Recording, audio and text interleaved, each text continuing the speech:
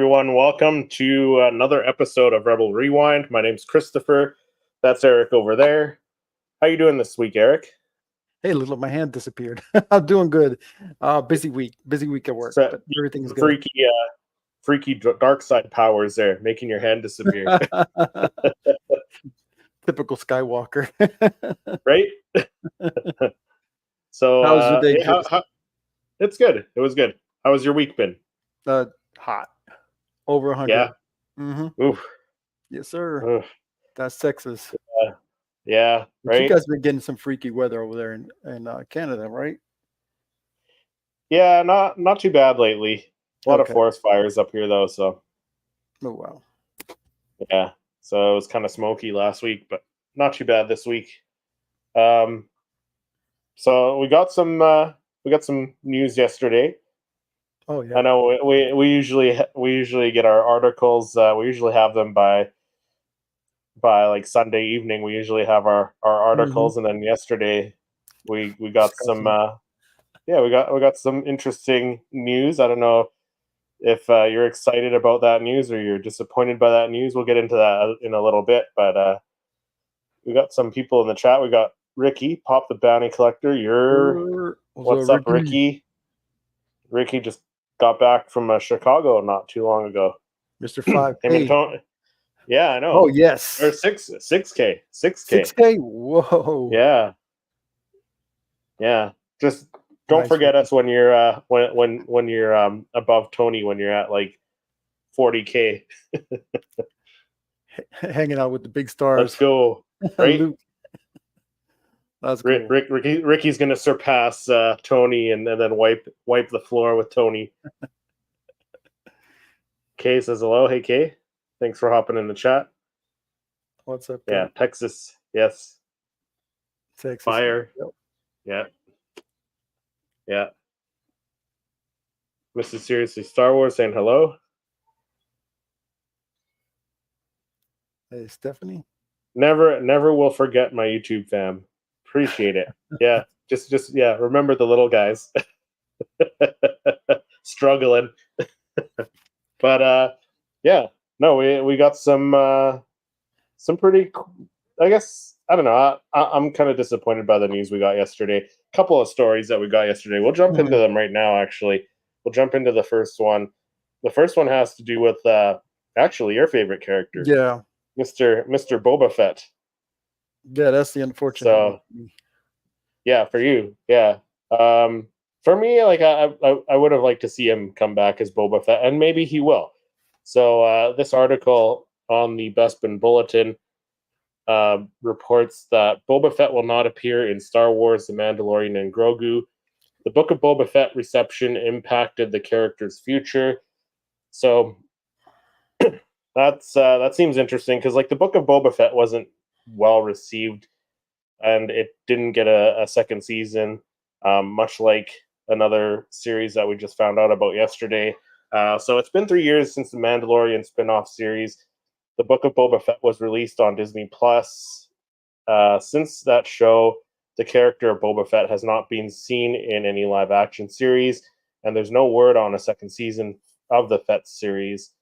Now, the actor who plays Boba Fett, Tamora Morrison, has shared a disappointing update for fans, hoping to the bounty hunter back in action.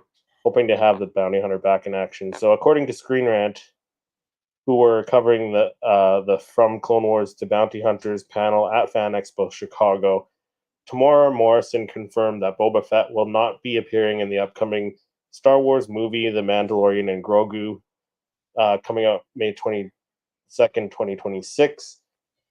Screen Rant wrote that the reason that Boba Fett won't be appearing in the flick, directed by Jon Favreau, the creator of both The Mandalorian and The Book of Boba Fett, is due to the show's reception, which has impacted the future of the beloved character, your favorite character, adding that the character has been put on a shelf for a little bit. The Book of Boba Fett from the outside looking in seemed to perform well for Disney Plus, with the series reaching an average of 12 million views per the Nielsen released figures. the third highest average of any live action series, sitting behind The Mandalorian and Obi-Wan Kenobi. However, where the series seemed to stubble with is with the critics and audience reviews, as the Book of Boba Fett only has a 66% Rotten Tomatoes rating and a Rotten Audience score rating on 49%. The highest rated episodes of the series were those that didn't actually focus on Boba Fett, but instead had Din Djarin and Luke Skywalker in them. So the episode 5 and 6. So they did update this article today. So since publishing this article, the video from the aforementioned Fan Expo event has surfaced where Tamora Morrison confirms Boba Fett was set to return in the 4th season of The Mandalorian, as Making Star Wars reported before the season was turned into the Mandalorian and Grogu movie. So if you guys want to watch that, the links to all our articles we're going over today will be in the description below. But the article also goes on and says it is possible that Morrison is telling the truth, and that within the last year, Lucasfilm, when turning The Mandalorian into a theatrical release, reassessed the position of Boba Fett character and have decided to leave the character on the shelf. However, many times have Star Wars and Marvel actors fibbed about appearing in a film series, just like Tom Holland, and many other Marvel actors said they weren't showing up in movies. So he could just be not telling the truth. So I guess we'll have to wait and see when the movie is released in 2026. But being a huge Boba Fett fan there, Eric, how do you feel about the this news of possibly not seeing Boba Fett on the big screen in 20? Personally, I take it personally. No, I mean, that hurts big times. I'm like, for me, I wanted to see him in the movie. Like, collab, come on, you bring in all these characters are from different, like supposedly for this movie, from these different shows and stuff like that for this movie, and then not to bring Boba Fett in. That's kind of disappointing, big times. Imagine seeing him after 40 plus years on screen again. That long, or was it 30 some odd years? Like, come on, that's ridiculous how they're cutting his character. I mean, and it wasn't even his fault. It's all these other things that was on the show, right? That just made it terrible. And it was had nothing to do with Boba Fett. No, it's just Tamora Morrison is an awesome actor. Yeah, and I just agree. take this personally. I mean, come on now. It's ridiculous. it's a personal jab at Eric. They're like, we're not putting him in.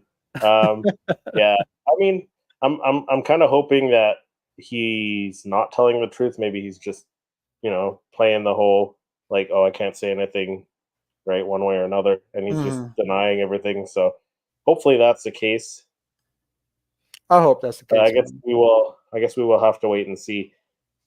Yeah. Star Wars Sith Tony in the chat. What's up, Tony? He says somehow Leslie Headland won't return, which kind of segues into your first article there, Eric. Yes, sir. Yeah. Tony says, damn, 13 months? I didn't realize I've been a member that long. I know, right? Time flies when you're having fun. Ricky says, I can see him being a part of the Heir to the Empire movie. The heroes are going to need everyone to try and take down Thrawn. That's true. That's another Ricky, good point. right? So, yeah, so maybe he's not going to be in this movie, and they bring him back for the big Mandoverse crossover Star Wars okay movie. I misunderstood. Yeah. Okay. Now yeah, I think that's what Ricky is saying. Yeah. Okay. Which that's possible too. Yeah, for the Mando and Grogu movie, if that's what they're talking about, then yeah. Yeah, they're talking about the first one. That. Yeah. Yeah. But I bet you I wouldn't mind that. Tamora Morrison to cut into Din Djarin's time. Right? Yeah. Pedro Pascal's time, right? Right.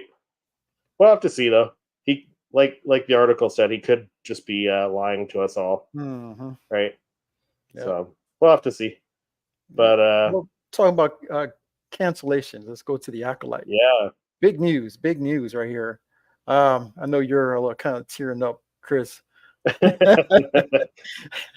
All right, so let's go into the story. The story of the Acolyte will not continue, with Lucasfilm opting not to proceed with the second season of the Star Wars offshoot, starring Amanda Stenberg. Sources tell Deadline word of the decision came from more than a month after the 8-episode first season of the series from creator and director, executive producer, and showrunner Leslie Headland wrapped it up for Disney Plus. The news is not entirely surprising, though. The Acolyte did okay with critics, with 78% Rotten Tomatoes, but divided Star Wars fans, which has reflected on its overall viewership. Although Acolytes got off with a strong start when it all launched in June 4th with a 2-episode generating 4.8 million views on its first day on the stream of Disney Plus, to rank as the biggest series premiere this year. But the Acolyte could not sustain the momentum, dropping out to the top 10 in week 3 and staying off before returning at number 10 after the release of the finale, believed to be the lowest for Star Wars series finale. So yeah, it dipped big time. I think after episode 5. Yeah. No, which one was episode 4, right? Yeah, the flashback, right? Flashback was episode 3. Yeah. So yeah. 3, episode 3. Yeah, it took a dip after that one, and it wasn't able to recover, and that's why they're not continuing on with another season of Acolyte. For me, like I was telling you before, it's like I'm okay if they don't do a second series of the Acolyte. It would be kind of interesting if we did continue, with Darth Plagueis' story and Chimere's story. But if this is for the best, then hey, I'm all for it. It's whatever. Yeah, I mean, it is what it is. So there's nothing we can do. Jedi Lex in the chat says, "Hey Lex, thanks for hopping in the chat." Jedi Lex. Yeah, Ricky seems broken up about it. I know about Chimere, right? No more Chimere, right? That's one thing I would have liked to see in season 2 is like Chimere's story explored, both with his relationship with Vernestra Rowe and also with what's going on with Plagueis there, what's their relationship, right? And then with Osha, what's going to happen with them? So I am disappointed we're not getting a second season. I really enjoyed it, but like I do understand that it's all about the viewership. It's all about the numbers, and it didn't get the views.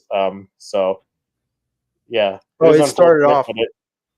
Started off strong, crazy, right? Yeah.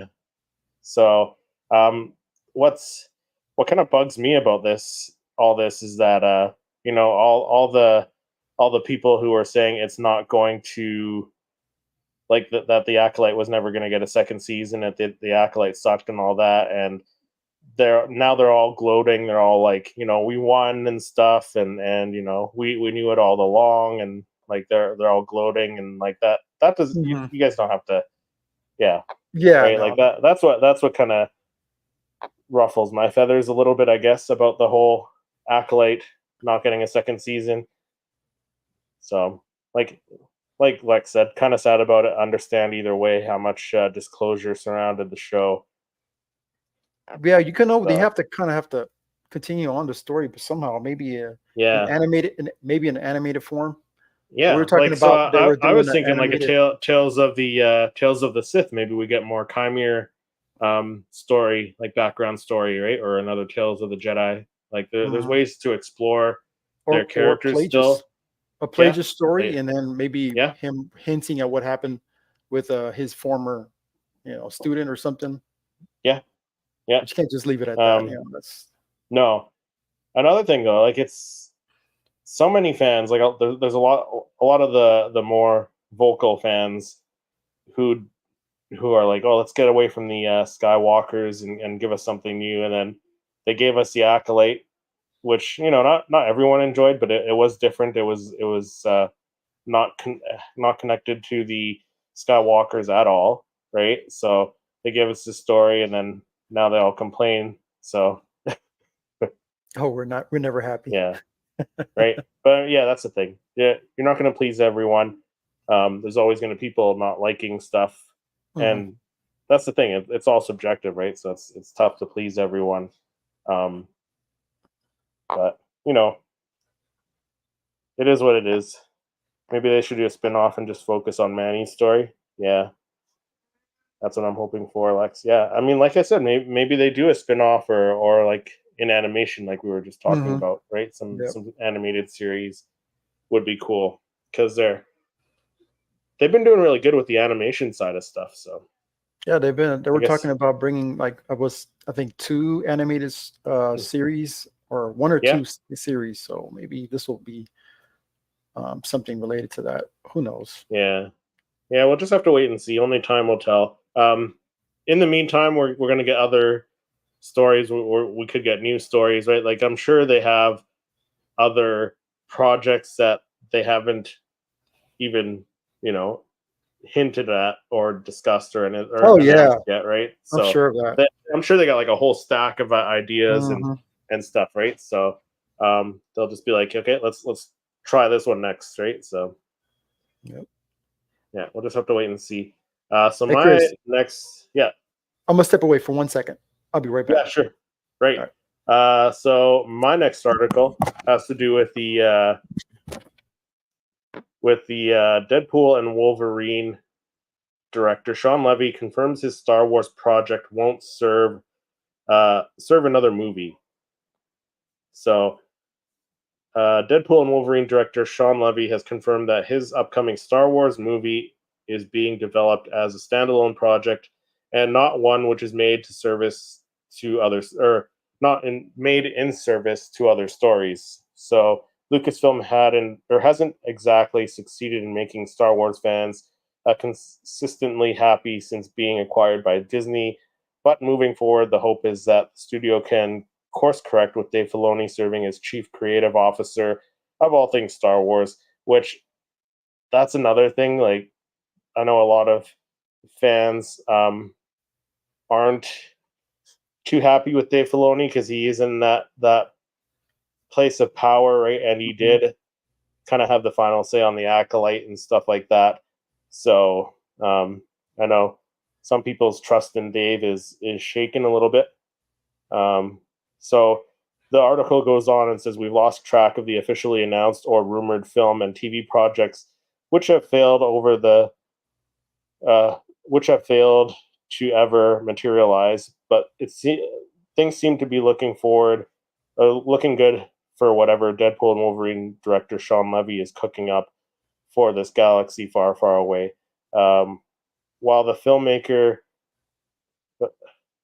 while the filmmaker was reluctant to share too many specifics during an event interview with John Horowitz, he did all but confirm that his Star Wars movie will be a fully standalone movie. So he says, "quote I will say the experience of crafting a story has forced me to think about that question because there's only so many times that Star Wars movies can revisit the same section of the timeline, and so it's really forced me because I don't want to do a Star Wars movie that is redundant to others. Nor am I interested in doing one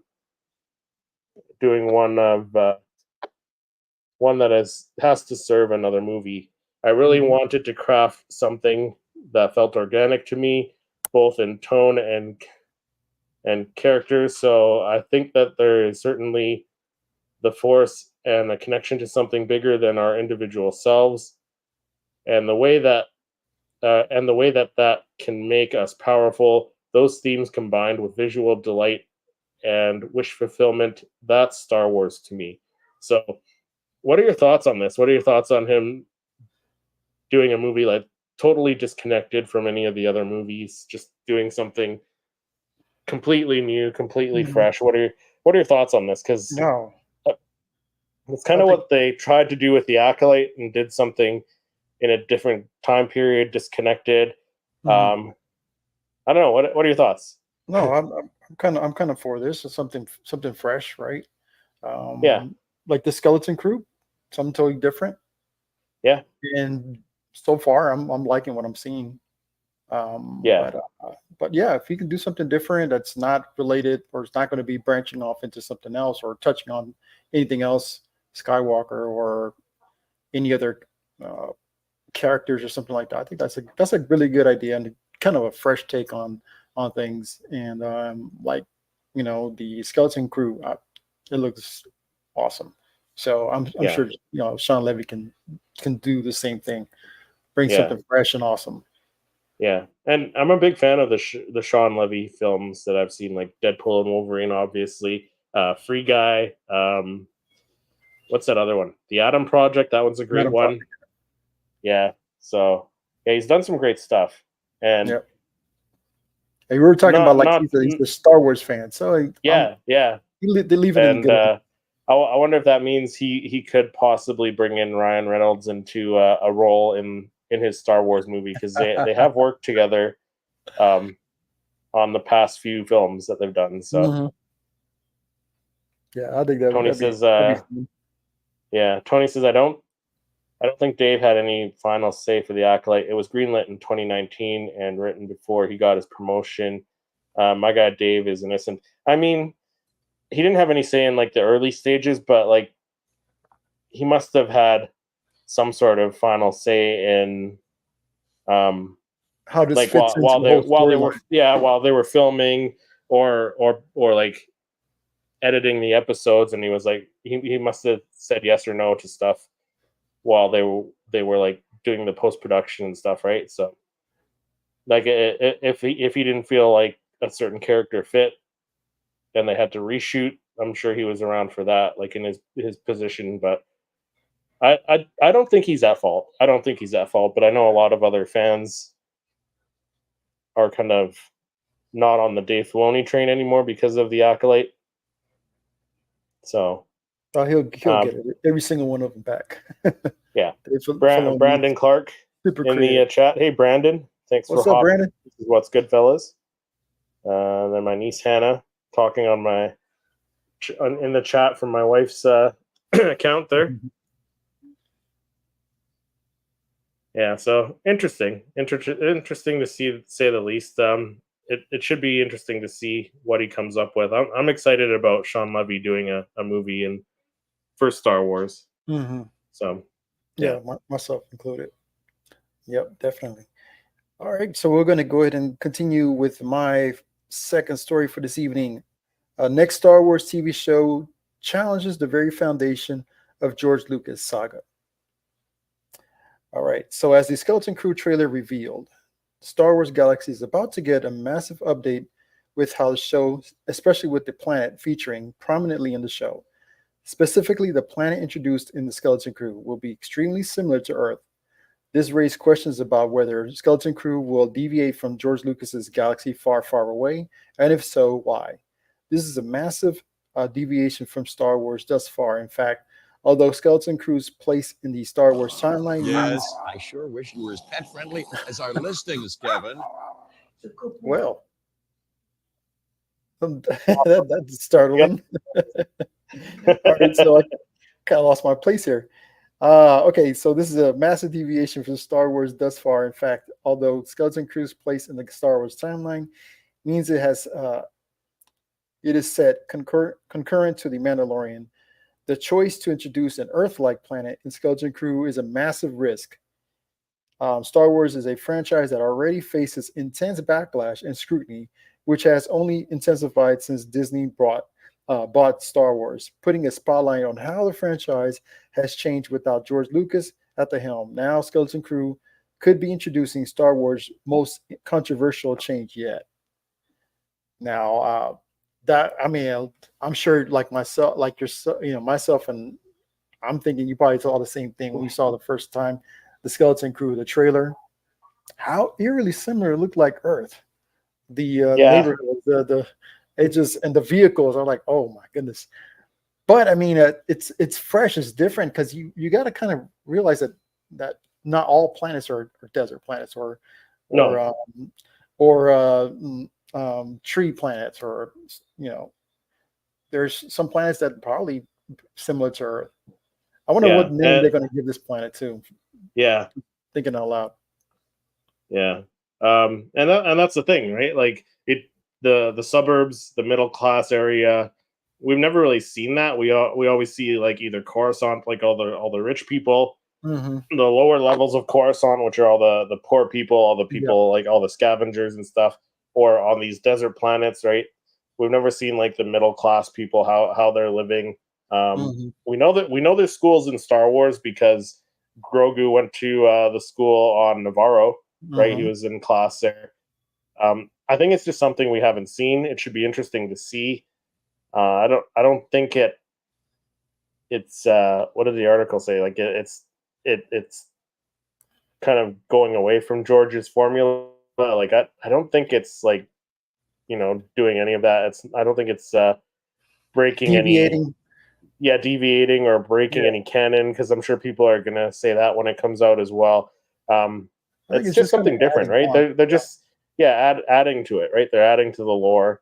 They're adding to the this massive universe, right? Because of course there's going to be different planets, right? Different classes of people on different planets. So it's just going to be different, right?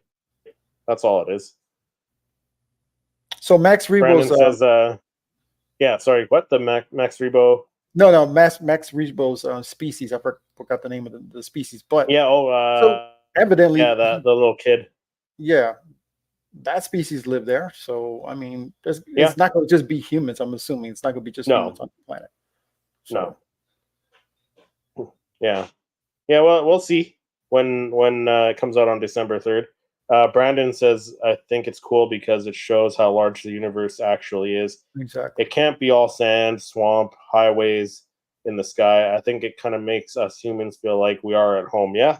And we makes us feel like we can relate, right? And the younger audiences will be able to be like, oh, I can relate with this person in this show. I can relate to this middle class person, wanting to get away, right? So Brandon said the skyscraper in the Skeleton Crew trailer looks just like the CN Tower in Toronto. Thought that was kind of dope. I don't even know if I noticed it. The skyscraper. I'll have to take a look at that again. But yeah, no, I agree with Brandon, right? Like it's a huge universe, right? And they just keep adding it. It's a huge galaxy, so not every planet is going to be dirt and swamp and stuff, right? So exactly. Brandon hit the nail on the head with that one for sure. But I am excited to see what they do with it. I'm excited to see a different side of the galaxy that we haven't seen, right? I'm sure a lot of people are going to complain and say the same thing the article says, where it's not George Lucas's Star Wars. This isn't what he had in mind and stuff. So there's always going to be the complainers no matter what they make, unfortunately. Yeah, I think if anything, if it's got to be, the story's got to be really good. I mean, if you're going to be so close to Earth, looking planet, the story's got to be way out there. And of course, we're going to go visit this other strange, on the surface, like galaxy or whatever. But it's going to feel like home for a little bit, and then we're just going to blast off somewhere else. Yeah. So It's not going to be like so. Yeah. So my next article came from Star Wars Newsnet, and it's about one of the best Disney Plus Star Wars series, in my opinion, and I think in your opinion, I think you agree with me on that one. And I know it's Tony's favorite Star Wars series, Andor. So Adra Arjona, who played Bix Colleen in season 1 of Andor, she said she spoke to the Hollywood Reporter, giving her thoughts on the second season of Andor and what it's like to work with showrunner Tony Gilroy. And she had nothing but high praise for Gilroy and remarked that Andor season 2 is even better than season 1. Which, reading those words, that gets me pumped for it. So Arjona is currently out doing press for the movie Blink Twice, directed by Zoe Kravitz. And get rid of this stupid pop-ups. while discussing her new film as well as some previous roles like Hitman, she was asked about Andor season 2 and how it compares to season 1, and she didn't hold back, saying nothing but high praise for the show and Tony Gilroy. So she said, quote, "Oh man, when I read season 1, I pinched myself, and when I started reading season 2, I was like, Tony Gilroy can't outdo season 1. So I started reading episode 1, and I was again like, it's not going to be as good, but it's fucking better," is what she says. It's so much better. It is what he has crafted and created is mind blowing, and I can't believe I got to be a part of it. I have Tony Gilroy on speed dial. I don't think that man gets bothered by anybody else but me. I'm like, hey, Tony. She said, I'm like, hey, Tony, do you think I should do this? Hey, Tony, how are you? And he's like, you're calling again? Uh, I just have so much respect for him. He's so talented, and he really outdid himself for season 2. Arjona also spoke about how encouraging Tony Gilroy is. She says that Gilroy is highly supportive and that he is someone who believes in her. He's really a good. He's a really good chat, and he's so funny. And the way that he talks to me, no one else believes in me more than Tony Gilroy. He sees things that I don't see. He sees my value as an actor. I'm like, I don't know if I can. And he's like, what are you talking about? Yes, you can. And I'm like, okay, yes, I can. He just believes in me so much, and he's really turned into my godfather in the industry.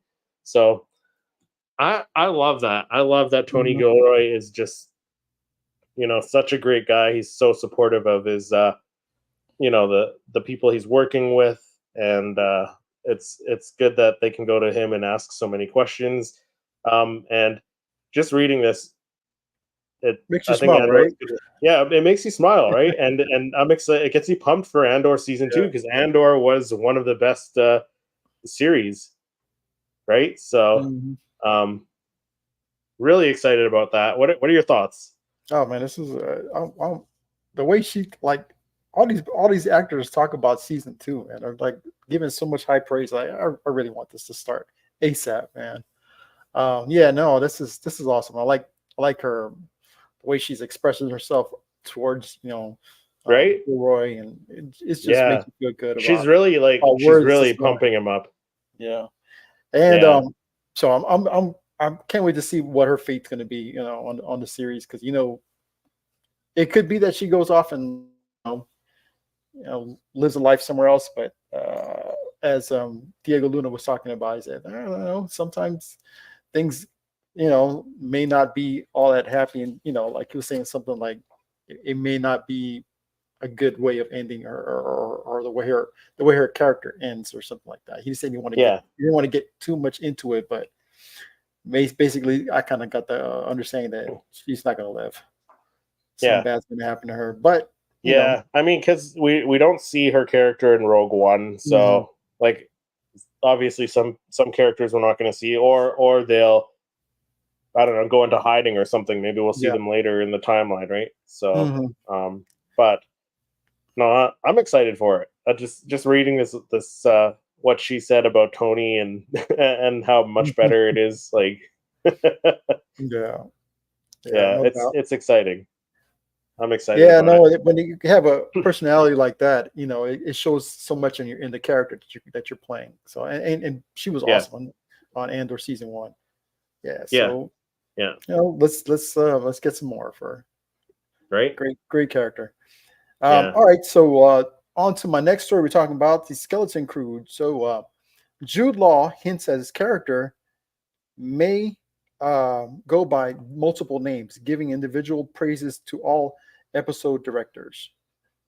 So coming off of a D23 Skeleton Crew, Jude Law spoke to Rotten Tomatoes TV and revealed an interesting tidbit about his mysterious character. He says, so far, known little about what's going on here. So far, known little about him beyond. Okay, not so much has been known about his character, other than the fact that he's a Force user. So he says, I play a character called Jod. Well, that's one of his names. He is someone that they meet and who is there to try and help them get back to their planet.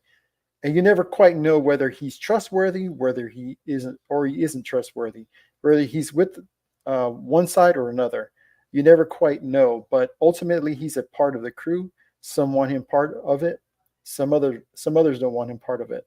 So I can't give too much information, but he says I'm going to say he's full of contradictions. The fact that he goes by multiple names and Law himself seems hesitant to say too much about him. His highlight just how much of an enigmatic Jod is at the moment. So perhaps he's a Jedi, as a trailer suggested, or perhaps he's a con artist or something more sinister that we don't know until December. So I mean, I know his name was Jod. Yeah, Jod. It was like three names in one. I think so. Something real, something like that. Yeah, it was an odd name. Yeah, different name. But I mean, I'm not sure if that's one name or if he's going to go.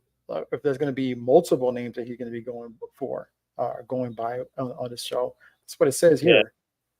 Yeah. So it makes you wonder. It's like, why is he going by different names? Is it because he's hiding, or maybe he's just utilizing different names just so he can be undercover or something like that? And it kind of makes you wonder, what's his intention?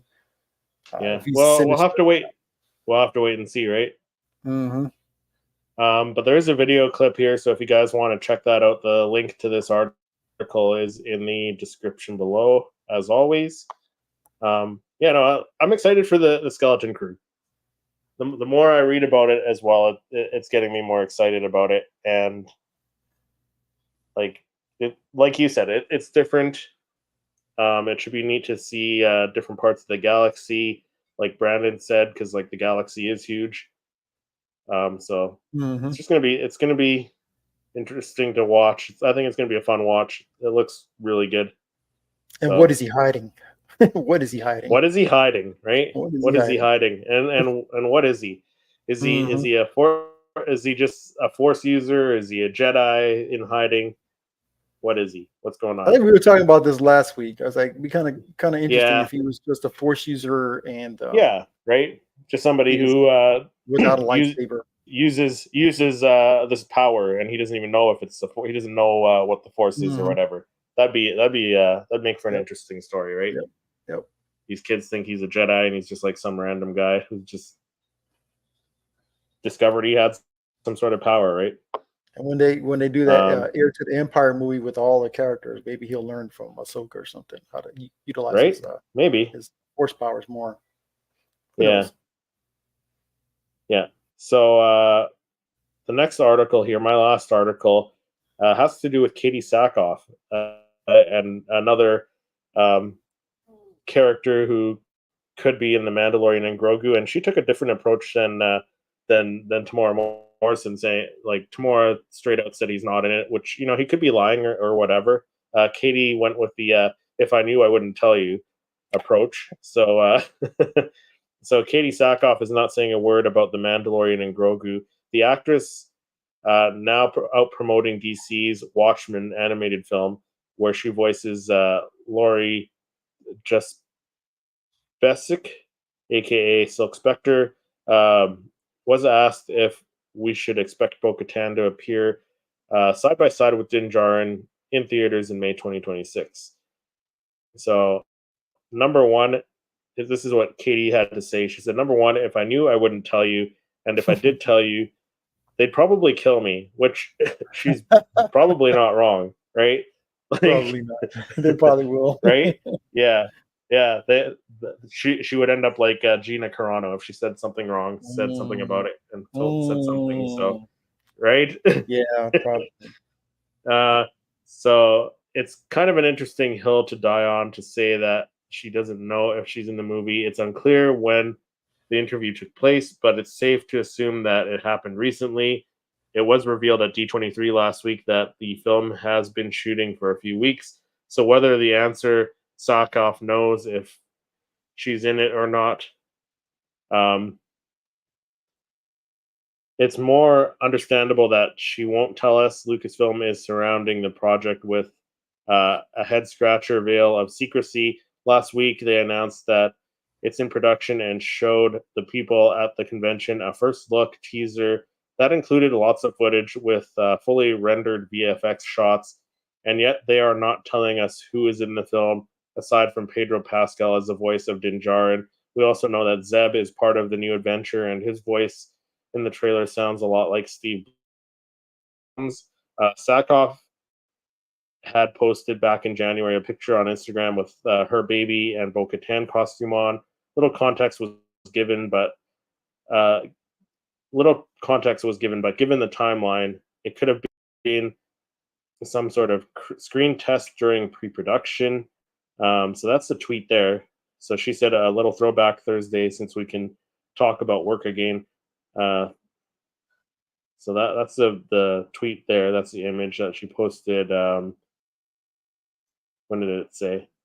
Back in January, right? So similarly, Giancarlo Esposito told GQ magazine that Lucasfilm hasn't called him either about reprising his role as Moff Gideon. This makes a little more sense given his character's fate at the end of The Mandalorian Season 3, though the room was still left open for a return according to fan theories. The actor who loves the promotional part of the job says, I love the Star Wars universe. I don't have any plans because they haven't called me. So who knows? We'll just have to wait until May 2026. But what do you think? You think she's just kind of going the safe route and saying, if she knew, she wouldn't tell us, and maybe she's in it? I think it's a big possibility that she's in there. She's in the movie. Yeah. Yeah. We at least maybe we'll just have to wait and see. And Carlos Esposito's Moff Gideon, there's a clone. There's plenty of clones of him. I mean, it's because the room got destroyed of all the clones, but there's another one hanging out. He'll make a return. I'm sure there is. He'll make a return. I'm sure there is. Yeah. And I think Moff Gideon's a fan favorite now. So. Yeah. But no, that's good that she's keeping on the down low and keep the secret, man. That's how it's supposed to be. Yeah. So some of these characters, they let it slip sometimes. But no, that's good that she's keeping tight lip about it. No, it is good, right? Mm-hmm. Let us be excited when we see it in the theater, right? And she's in it, and Boba Fett's in it, right? And all these other characters have like cameos in it, right? Yeah, exactly. Bring Boba Fett back. All right. Save Boba Fett. All right. So last story. Grab a free copy of Star Wars Outlaws thanks to MSI. All right. So you can bag a free copy of Star Wars Outlaw when you buy selected MSI hardwares and peripherals, including keyboards, mice, and cases. That's right. Free deals usually require the purchase of a graphic card or motherboard, but MSI is opening the space up with a wider range of eligible products, including its new offer. This is great news for those who already own any of the best graphic cards, as you can instead look at different upgrades for your system while still being able to get a free game in the process. Star Wars Outlaws is set for release August 30th, which is when the offer will go live. And here's a list of the MSI products that you can purchase, that you can get the game for free. So I thought that was pretty cool. I wanted to share that with everybody. So if you guys are thinking about upgrading your gaming system, or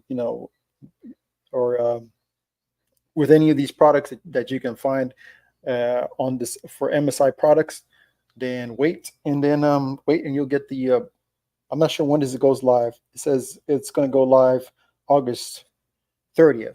So end of the month. Yep. So hold tight and get on this deal, because you get the free game. That's pretty cool. Yeah, why not? If you're a PC gamer, Mm-hmm. I thought that was pretty interesting information to share with everyone. So free is always the best.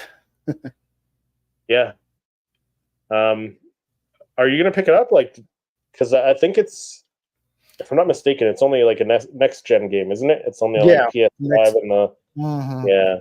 That's my thing. I've got all the PlayStations starting from PlayStation 1, but I don't have the PlayStation 5. I'm waiting for it to go down in price. Yeah, and, still gotta get the PS5 because this game does look cool, and it's an open world game, right? So you can go about. Yeah, that's pretty cool. You can just go anywhere. You just right. Yeah. So and I think I was talking to, I can't remember who I was talking to. It might have been Patrick and Lex on the podcast. It would be kind of cool if we got like to play online, and it was similar to like Grand Theft Auto, GTA 5, where you can go online and you can customize your online character to represent who you are and go on, do all this online stuff. It would be kind of cool if they did that for the online part of it. The skins. If they haven't already, but I guess we'll have to see. We'll have to wait and see, right? Yeah, I'm sure probably this one will be just just the baseline game, or but maybe like later on they'll upgrade it and have different options for some stuff. I think that's cool. I mean, I need to upgrade my system for sure. And I was like, I've been waiting for too long to get a PlayStation 5. I want to add that onto my consoles. Right. I was just waiting for the price to go down, because it's just still too expensive. Yeah, they're still pretty pricey. I love their price. Yeah. I hear you. Plus, and I mean, we got priorities, right? Star Wars comes comes above the PS5 right now. Yep. No, but yeah, I'll eventually upgrade. Yeah, I will too. Because I do want to play this one. So, yeah, maybe next year will be the year. But I think that'll do it for this episode. Thank you for everyone in the chat for hanging out with us this evening and giving us your thoughts on all these articles. If you guys do want to read the full articles, they are in the description below. But we will see you next week with some more Star Wars news and rumors and all that fun stuff. So always good see you talking guys next Star Wars with you, Chris. Always fun, my friend. We'll see everyone next week. Have a great one.